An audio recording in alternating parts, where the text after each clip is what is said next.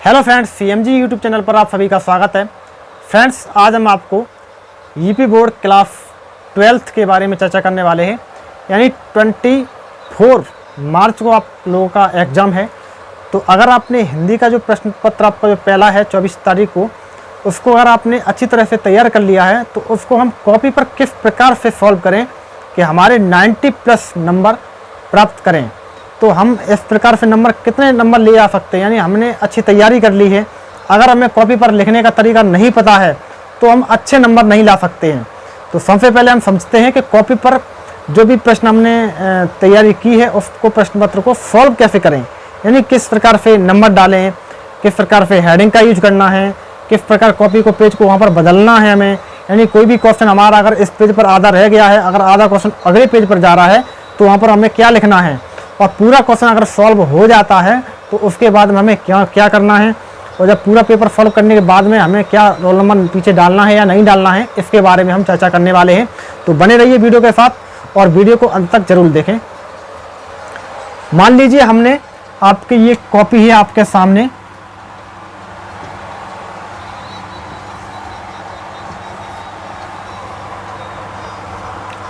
इस प्रकार आपको क्या करना है कि यहाँ पर आपको हाशिया खींचना है, ठीक है। इस साइड आपको 1.5 लगभग, पैमाना का 1.5 का लगभग, और यहाँ पर आधा नहीं भाई, यहाँ पर 1, ठीक है। यहाँ पर इसका यानी यहाँ पर पैमाना 1 और फिर उसका आधा यहाँ पर, और यहाँ पर आपको सिर्फ 1 इसके रखने के बाद में सीधा खींचना है। और उसके बाद में हम मान लीजिए या सबसे पहले पृष्ठ पर हमें कॉपी पर क्या करना है, अनुक्रमांक अपना डालना है, यानी रोल नंबर डालना है, अंकों में डालना है, प्लस उसको फिर शब्दों में डालना है। फिर जो भी है उसको आपको भरने के बाद में जब आप अगले पृष्ठ पर जाएंगे तो आपको वहाँ पर आपको क्या करना है, हम बात कर रहे हैं क्लास 12th की।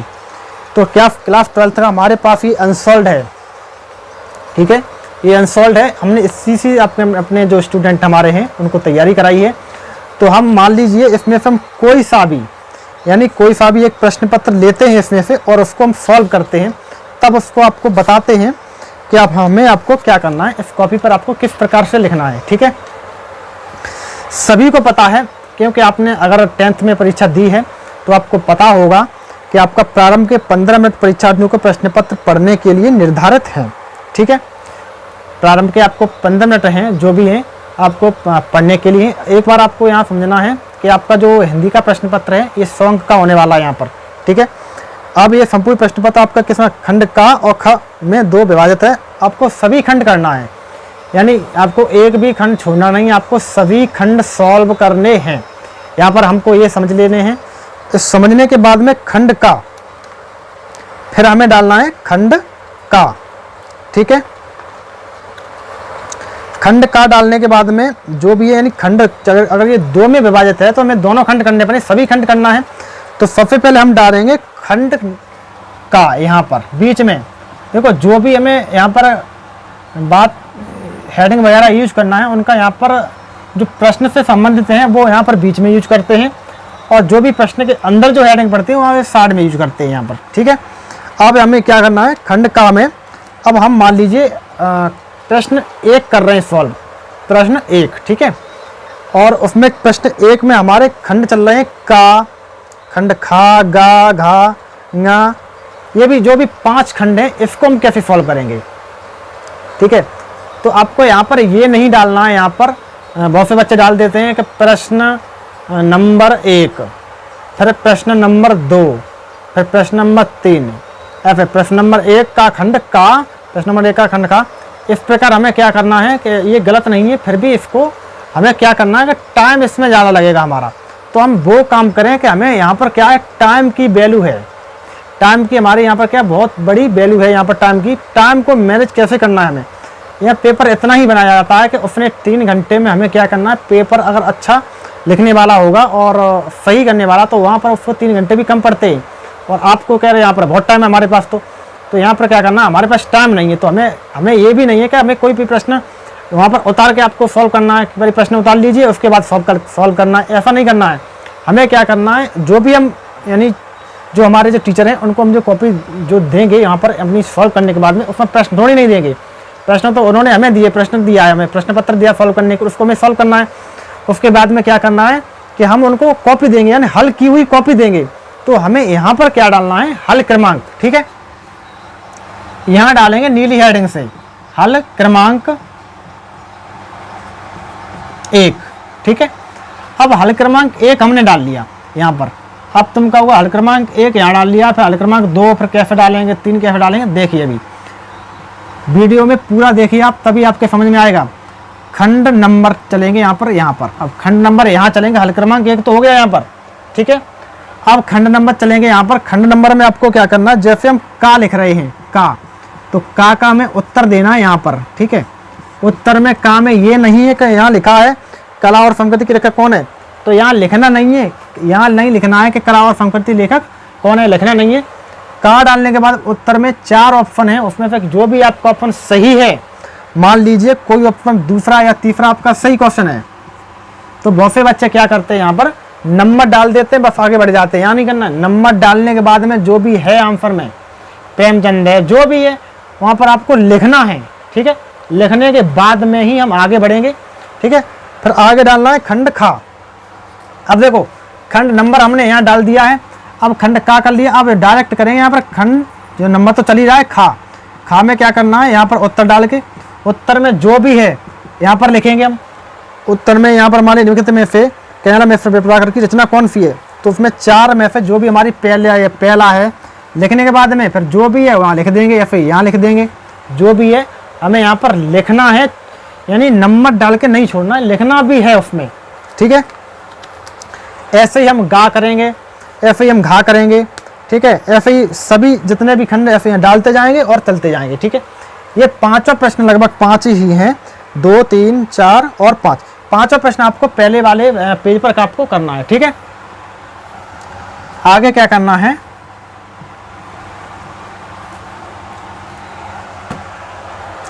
अब आ जाते हैं यहाँ पर हल क्रमांक 2।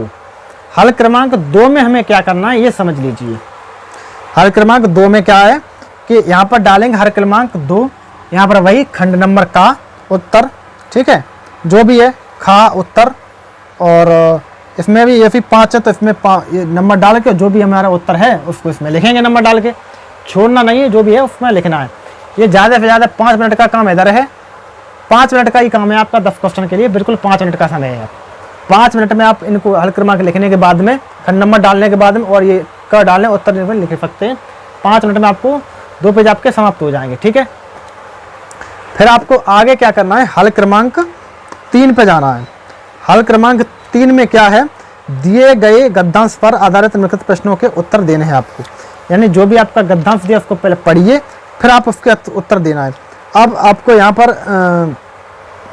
देखना है, ये गद्यांश में है, कभी यहाँ पर पाठ का नाम और लेखक का नाम भी पूछ रहा है, पाठ का शीर्षक लेखक का नाम, यानी पाठ का नाम कभी और लेखक का नाम भी पूछता है यहाँ पर। तो यहाँ पर क्या करना, दोनों जो खंड है आपको दोनों पढ़ना है पहले।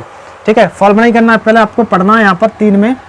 पढ़ने के बाद में अगर हमें पहला आ रहा है तो पहले प्रश्न में देख लीजिए, यहाँ पर कहीं पे हमें पाठ का नाम लेखक का तो नाम नहीं पूछा गया है, पहले में अगर दिया गया है और हमने पहला में पढ़ लिया, पहला ही सॉल्व करने लग गए, हो सकता है उसमें बाकी जो क्वेश्चन है उनको तो हम कर सकते हैं, अंडरलाइन वाले जितने क्वेश्चन है उनको कर सकते हैं, यानी जिनके नीचे रेखा खींची गई उनको हम कर सकते हैं और बाकी भी कर सकते हैं, लेकिन पाठ का नाम लेखक का वो प्रश्न हम नहीं कर सकते।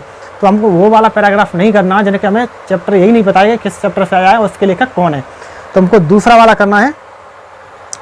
और दूसरे वाले में अगर हमें आ रहा है तो दूसरा वाला करेंगे, पहला आ रहा है तो पहला वाला करेंगे। ठीक है, अब इसमें व्याख्या करनी है, जो भी इसमें पाठ और लेखक का नाम पूछा गया उस प्रकार उसको सॉल्व करेंगे। फिर हल क्रमांक 4। हल क्रमांक 4 में क्या है कि दिए गए पद्यांश पर आधारित निम्नलिखित प्रश्नों के उत्तर दीजिए। अब ये क्या है, पद्यांश है, पहला तो क्या था गद्यांश था, अब ये है पद्यांश। ठीक है, पद्यांश में भी आपको यही करना है कि फीफा कवि का नाम, ये तो आपको ये पढ़ने में पहले आपको पैराग्राफ ये पढ़ना है अच्छी तरह से, फिर आपको पता चल जाएगा कि इस पाठ से आया, इसके लेखक ये हैं, इसके कवि ये हैं, तो इसको आप यहाँ पर लिख सकते हैं। ठीक है, फिर अगला है हल क्रमांक 5। हल क्रमांक 5 में क्या है, हल क्रमांक जो 5 है उसमें है निम्नलिखित में से किसी एक लेखक का साहित्य परिचय देते हुए उनकी प्रमुख रचना का उल्लेख कीजिए। ठीक है, तो साहित्य परिचय में आपको जो भी लेखक हैं, मान लीजिए इसमें 3 लेखक हैं या 4 हैं, 3 लेखक हैं, तो तीनों में आपको जो लेखक आपका जीवन परिचय जिसका सही आ रहा है उसका जीवन परिचय, फिर साहित्य परिचय और फिर उनकी प्रमुख रचना का उल्लेख कीजिए। यानी उनकी कृतियाँ आपको लिखनी है, 2-3 कृतियाँ लिख दीजिए आप, और जन्म और मृत्यु उनकी, और उसमें आपको जीवन परिचय हेडिंग डाल के फिर साहित्य परिचय में उनका जीवन परिचय से संबंधित लगभग साहित्य परिचय में लिखिए और उसके बाद कृतियाँ लिखिए। ऐसे ही आपको खंड खा में करना है, निम्नतम में से किसी एक कवि का साहित्य परिचय देते हुए उनकी प्रमुख कृतियों को उल्लेख करना है, जैसे आपको उधर किया था लेखक, ऐसे ही आपको कवि का करना है। अब इसमें आता है हल क्रमांक 6। हल क्रमांक 6 में आपको क्या है, ध्रुव यात्रा अथवा, यानी हल क्रमांक 6, हल क्रमांक 6 में है ध्रुव यात्रा अथवा बहादुर कहानी का सारांश लिखिए, और या फिर अथवा यहाँ पर पंचायत लाठी कहानी। अब आप जिसमें 5 नंबर आप, अब मान लीजिए आप एक हल क्रमांक 6 में आप लिख रहे हैं ध्रुव यात्रा कहानी, ठीक है, मान लीजिए ध्रुव यात्रा लिख रहे हैं। अब ध्रुव यात्रा आप जब लिख रहे हैं तो ध्रुव यात्रा में आप जो कहानी लिखेंगे, मान लीजिए आपका पहला जो पेज था वो भर गया है पूरा, अब आपको और भी लिखना है मान लीजिए, तो यहाँ पर जो पेज जहाँ पर लाने समाप्त होती हैं नीचे, वहाँ पर आपको यहाँ डालना है PTO, यानी कृपया पेज पलटिए, यानी ये क्वेश्चन अभी पूरा नहीं हुआ, इसका जो आंसर अब वो अगले पेज पर गया है, तो यहाँ पे आपको क्या करना है, PTO लिखना है। अब मान लीजिए अगला प्रश्न अगले पेज पर जो क्वेश्चन जा रहा है नीचे से आपके मान लीजिए इतनी लगभग 7-8 लाइनें रह जाती हैं, लगभग 8 लाइन से लगभग रह जाती हैं यहाँ पर, तो आपको यहाँ पर अंडरलाइन खींचना है, ऐसे करके लाइन खींचने के बाद में स्केल से इसके बाद क्रॉस करना है यहाँ पर। इसका मतलब है कि आपने जो प्रश्न किया है वो यहाँ तक है, यहाँ पर सॉल्व करें। अब यहाँ पर नया कोई हल क्रमांक यहाँ पे स्टार्ट नहीं करना है, क्योंकि ये अब अगले पेज से करना है, यहाँ पर थोड़ी बहुत लाइनें इसको छोड़ दीजिए। तो इस ये प्रश्न आप उत्तर ये कह रहा है यहाँ पर कि अब हम जो चेकर होंगे वो समझ जाएंगे कि यहाँ पर इस प्रश्न का उत्तर पूरा हो गया है, इससे आगे नहीं गया है, ठीक है। यानी अगले पेज से आपका दूसरा प्रश्न आपका शुरू हुआ है, तो इस लाइन का मतलब यही है। और कोई प्रश्न अगर आपका इधर अधूरा रह जाता है, पूरा नहीं हुआ है, दूसरे पेज पर जा रहा, तो वहाँ पर नीचे हम लिखेंगे कोने में PTO, ठीक है। फिर हमें करना है खंड खा सॉल्व। कौन सा, अभी हमने खंड का किया था, अब हम करेंगे खंड खा को, ठीक है।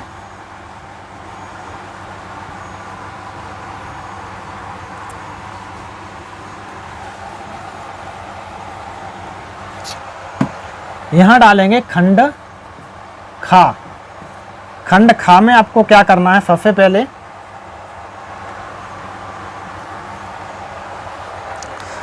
खंड खा में दिए गए संस्कृत गद्यांश में से किसी एक का संदर्भ सहित हिंदी में अनुवाद कीजिए। तो इसमें आपको वही आपको क्या करना है, संदर्भ सहित हिंदी में अनुवाद। तो इसी में आपको संदर्भ सहित हिंदी में अनुवाद, तो हम हल क्रमांक 8 डालने के बाद में, यानी हल क्रमांक 8 जब डालेंगे उसके बाद में यहाँ लिखेंगे उत्तर, और उत्तर में हम पहली हेडिंग डालेंगे यहाँ पर निर्देशांश। निर्देशांश लिखने के बाद में हमें क्या करना है, यथे य थे बो प करण कर वताम डॉट डॉट, और उसके बाद में लिखेंगे साधनम, जो भी है लास्ट में। फिर हम लिखेंगे अगली हेडिंग डालेंगे संदर्भ, ठीक है, और संदर्भ के बाद हमें अगली हेडिंग डालनी है अनुवाद।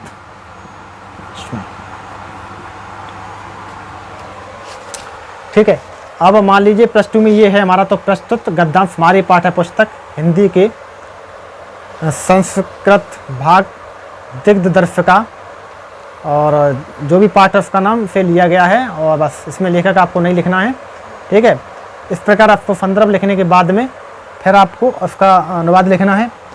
बस अनुवाद रखने के बाद में फिर आपको आगे करना है हल क्रमांक नहीं, फिर मैं आपको करना है इसमें खंड खा, यानी खा में दिए गए श्लोकों में से किसी एक का संदर्भ सहित हिंदी में अनुवाद करना है। किसी एक का, यानी खा पहला दिया गया, उसमें नीचे और दिया गया है। फिर आ गया हल क्रमांक 9। हल क्रमांक 9 में आपको क्या करना है, कहते हैं मुहावरों और लोकोक्ति में किसी एक का अर्थ लिखकर अपने वाक्य में प्रयोग लिख कीजिए। यानी आपको, यानी ये दिए कितने गए हैं, 4 दिए गए हैं, इसमें आपको किसी एक का देना है, ठीक है। अब डालेंगे हल क्रमांक 10। हल क्रमांक 10 में आपको क्या करना है, यहाँ पर